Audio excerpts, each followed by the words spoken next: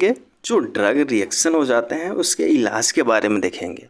इस वीडियो में क्या क्या देखेंगे, जो सिम्टम्स होते हैं, ये रिएक्शन से जो सिम्टम्स हो जाएगा उसके बारे में देखेंगे, ठीक है। उसके कारण के बारे में देखेंगे, कॉज की उस किस कारण से ये होता है, और उसके इलाज के बारे में देखेंगे, ठीक है। पहले देख लेते हैं कुछ कॉमन यानी जनरली जो सिम्टम्स आते हैं उसके बारे में देख लेते हैं। तो क्या होगा, जो स्किन रैशेस हो जाएंगे, यानी हमारे जो त्वचा पे चकत्ते चकत्ते पड़ जाते हैं, हाइब्स होगा, ईचिंग होगी, ईचिंग खुजली होगी, स्वेलिंग यानी फूल जाएगा हमारा, ठीक है, और शॉर्टनेस ऑफ ब्रीथ यानी सांस लेने की दिक्कत होगी, ठीक है। अब जान लेते हैं सीवियर सिम्टम्स के बारे में। तो सीवियर सिम्टम्स में क्या क्या होंगे, तो इसमें सांस लेने में ज़्यादा ही दिक्कत होगा, सीजर भी आएगा, झटका, नोजिया और वोमिटिंग होगी, उल्टी और मतलीस, लॉस ऑफ कॉन्शियसनेस हो जाएगा, ठीक है, डिजीनेस होगा, वीकनेस, फास्ट उसके जो पल्स हो जाएंगे ज़्यादा ही फास्ट हो जाएंगे, ड्रॉप इन ब्लड प्रेशर यानी उसका जो बीपी है वो लो हो जाएगा, ठीक है। अब आगे देख लेते हैं इसके कारण क्या है, इसके कारण के बारे में देख लेते हैं।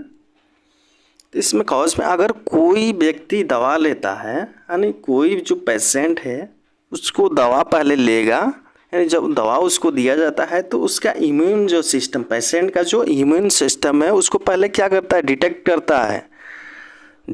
करता है कि वो जो दवा खा रहा है पेशेंट वो शरीर के लिए कोई नुकसानदायक तो नहीं है, हार्मफुल तो नहीं है। यदि हमारा इम्यून सिस्टम फाइंड करता है कि दवा हार्मफुल है, यानी जो पेशेंट खाया है दवा, अगर वो हमारा इम्यून सिस्टम यानी जो पेशेंट ने दवा खाया है उसका इम्यून सिस्टम ये फाइंड कर लेता है कि अगर दवा हार्मफुल है यानी नुकसानदायक है, तो जो इम्यून सिस्टम है वो जो दवा खाया है उसके अगेंस्ट में एंटीबॉडी बनाने लगता है, ताकि इस तरह का रिएक्शन होता है, ठीक है। इंग्लिश में भी दिया है, once your immune system detects a drugs as a harmful, जब हार्मफुल वो डिटेक्ट कर लेता है तो सबसे develop antibody specific to the drug, उस ड्रग्स के अगेंस्ट एंटीबॉडी तैयार करने लगता है, ठीक है। अब आगे जान लेते हैं कि कुछ दवाओं के बारे में, कि अधिकतर इन सब दवाओं को खाने से पेशेंट को देखा जाता है कि रिएक्शन शो होता है कुछ ही पेशेंट में। जैसे जब पेशेंट एंटीबायोटिक्स खाता है, कुछ एंटीबायोटिक जैसे पेनिसिलिन वगैरह होते हैं, उस टाइप के किसी को खाने से एलर्जी हो जाता है, या जो पेन रिलीवर लेते हैं यानी जो दर्द की दवा लेते हैं उससे भी किसी को ये एलर्जी देखा जाता है। एस्पिरिन वगैरह लेते हैं, आइबुप्रोफेन लेते हैं, कैंसर की दवाएं लेती हैं, या जो ऑटो इम्यून ड्रग्स होते हैं उस प्रकार की दवाओं लेने से कुछ पेशेंट में देखा जाता है कि ये रिएक्शन हो जाता है।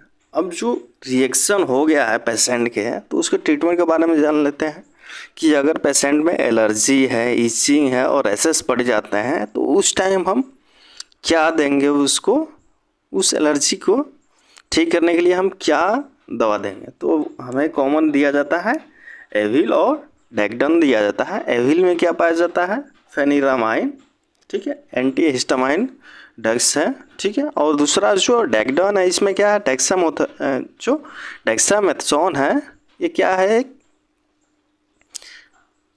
स्टेरॉयडल ड्रग्स है, ठीक है। इसको हमें दोनों को क्या देना है, जो मिक्स करके हमें आईवी यानी इंट्रावेनस देना है। ध्यान रहे हमें डॉक्टर की सलाह से ही कोई भी इंजेक्शन या दवा का इस्तेमाल करना है। अब अगला देख लेते हैं, जो हाइव्स और रैशेस और रिएक्शन ऑफ फूड जो होता है, यानी खाने से किसी व्यक्ति को कुछ रिएक्शन हो जाता है और रैशेस चकत्ते वगैरह पड़ जाते हैं, उस टाइम हमें क्या ड्रग्स देना चाहिए। तो सेट्रिजिन ये काफ़ी कॉमन होता है, सेट्रिजिन हाइड्रोक्लोराइड, ये हमें आईवी देना होता है, ठीक है। अगला ट्रीटमेंट देख लेते हैं। ध्यान रहे कि किसी एक ही को इसमें फॉलो करना है, ये नहीं कि सभी ट्रीटमेंट एक साथ कर लें, ठीक है, किसी एक को ही यूज करना है।